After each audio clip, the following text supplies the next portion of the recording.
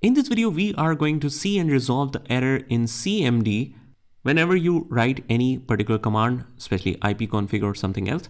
It says is not recognized as an internal or external command in Windows 11 or Windows 10. So let's see how we can resolve this.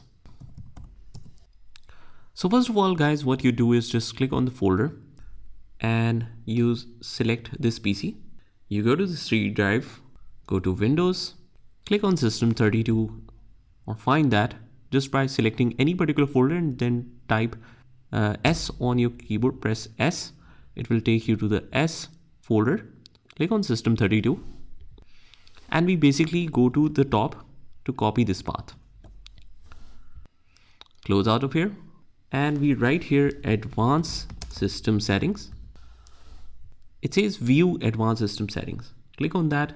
We click on Environmental Variables and then we click on New from the bottom. In the variable name, we need to write something.